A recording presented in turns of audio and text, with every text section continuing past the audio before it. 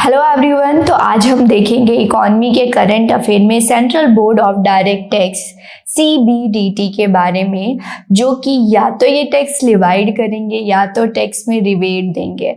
लेकिन ये खुशी की बात है, जो इम्प्लॉयज़ हैं, जो काम करते हैं और उनको फ्री अकोमोडेशन मिलता है, उसमें रिडक्शन किया गया है। तो यहाँ पे देखिए CBDT नोटिफाई किया है reduction in valuation of free rent accommodation. Free rent accommodation जो कि एम्प्लॉयर द्वारा अपने स्टाफ को प्रोवाइड किया जाता है, तो उस पे जो रेट्स लगते हैं उसको रिड्यूस किया गया है।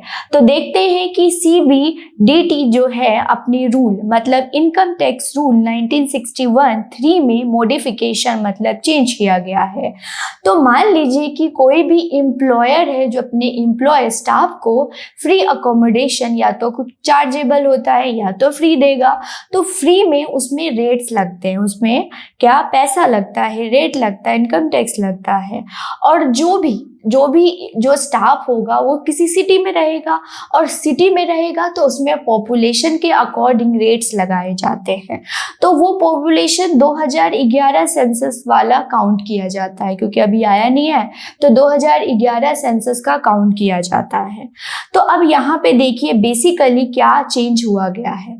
तो यहाँ पे बोला गया है कि अगर किसी भी सिटी की पॉपुलेशन 40 लाख से ज़्यादा होगी, मोर देन 40 लाख होगी, तो पहले 15% लगता था, अब क्या हो गया 15 से 10% हो गया है। ओके, अगर किसी भी सिटी जिस अकोमोडेशन दिया जा रहा है, रेंट रहने के लिए दिया जा रहा है, तो अगर उस सिटी की अकॉर्डिंग टू सेंसस 2011 40 लाख से ज़्यादा उस सिटी की पॉपुलेशन है, तो 10, पहले 15 था अब 10 हो गया। ओके, क्लियर है? इसको थोड़ा ध्यान से समझिए।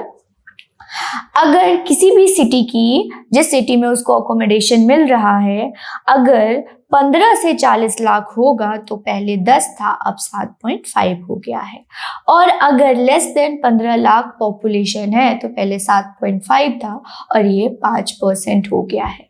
तो ये याद रखिएगा। ओके, CA अगर होते तो CA में कैलकुलेशन वगैरह होता है, तो हमने कैलकुलेशन नहीं देखना।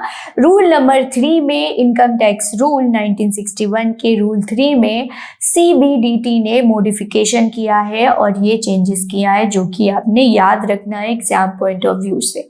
थोड़ा हम central board of direct tax के बारे में बताते हैं आपको। तो ये क्या है? स्टैट्यूटरी बॉडी, इट मीन्स ये एक्ट के थ्रू आई होगी, तो central board of revenue act 1963 के तहत आई है। ये पार्ट है डिपार्टमेंट ऑफ रेवेन्यू, और डिपार्टमेंट ऑफ रेवेन्यू और मिनिस्ट्री है मिनिस्ट्री ऑफ फाइनेंस। CBDT क्या है? डिपार्टमेंट ऑफ रेवेन्यू और मिनिस्ट्री ऑफ फाइनेंस के अंडर आता है। ये क्या काम करते हैं, इनका फंक्शन क्या होता है? Obvious formulation of policy related to tax. तो कितना लिवाइड करना, कितना टैक्स लगाना है, कितना डायरेक्ट टैक्स कलेक्ट करना है, किस सुपरवाइज करते हैं सारी इनकम टैक्स, राइट, पूरे इनकम टैक्स। लेकिन ये याद रखिएगा सिर्फ ये डायरेक्ट टैक्स करते हैं, सिर्फ डायरेक्ट टैक्स। कैसे करते हैं अभी हम आपको बताएंगे क्या है। तो यहाँ पे सारी कुछ जो भी, जैसे डायरेक्ट टैक्स में क्या हुआ, चेंजेस आए, रेट में चेंजेस हुए, एनेक्टमेंट हुआ, चेंज हुआ, अमेंडमेंट हुआ, कितना रेट, कितना स्ट्रक्चर, सारी कुछ पॉलिसीज, प्रोग्राम जो हैं central board of direct tax काम करते हैं। थोड़ा सा हिस्ट्री जान लेते हैं। तो ये क्या है? सेंट्रल बोर्ड ऑफ रेवेन्यू और डिपार्टमेंट ऑफ अपेक्स बॉडी थे, right. Central board of revenue जो है वो अपेक्स बॉडी थे, जो कि चार्ज थे एडमिनिस्ट्रेशन ऑफ टैक्स, जो कि central board of revenue act 1924 के तहत आए थे। तो जैसे कि मैंने आपको बताया कि पहले ये डायरेक्ट और इनडायरेक्ट दोनों टैक्सेस को कंबाइनली चार्ज करते थे, लेकिन ये सेपरेट हो गया। और अब क्या है, central board of direct tax सिर्फ डायरेक्ट टैक्स में ही डील करते हैं, और दूसरा इनडायरेक्ट टैक्स जो बॉडी बनी है central board of excise and custom, ये बनी है, राइट। ओके, तो ये आपने याद रखना है कब चेंज हो गया सेपरेट। पहले दोनों काम करते थे लेकिन अब क्या हो गया है, ये अलग हो गए। अब CBDT में जो है कितने मेंबर है पूछ लेंगे, तो टोटल तो वैसे 7 है लेकिन मेंबर की बात करेंगे तो ओनली 6, मतलब चेयरमैन को लगा दो तो 7, लेकिन अगर कल को एग्जाम में आएगा तो 6 मेंबर्स होते हैं जिनको अलग अलग काम दिया जाता है। तो CBDT एक हेडेड बाय चेयरमैन जो होते हैं वो, और अलग 6 मेंबर्स होते हैं।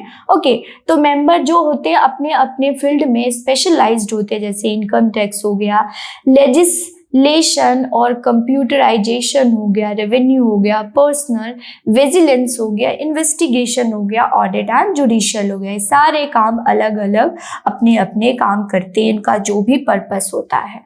ओके, तो इसमें अगर हम देखें तो चेयरमैन कोऑर्डिनेट करते हैं और जिस को स्पेशलाइज्ड फंक्शन है उनका देख रेख करते हैं।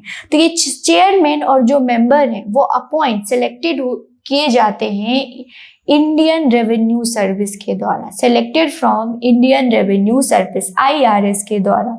तो ये बहुत महत्वपूर्ण न्यूज़ थे, इसको हमने देखा और जो अमेंडमेंट हुई है वो भी देखा। तो गोयला क्लासेस के साथ बने रहे क्योंकि ऐसे आपको बहुत सिंपल में करंट अफेयर और चाहे जो भी होता है यहाँ पे आपको प्रोवाइड किया जाएगा। तो ऑल द बेस्ट, बने रहे गोयला क्लासेस के साथ।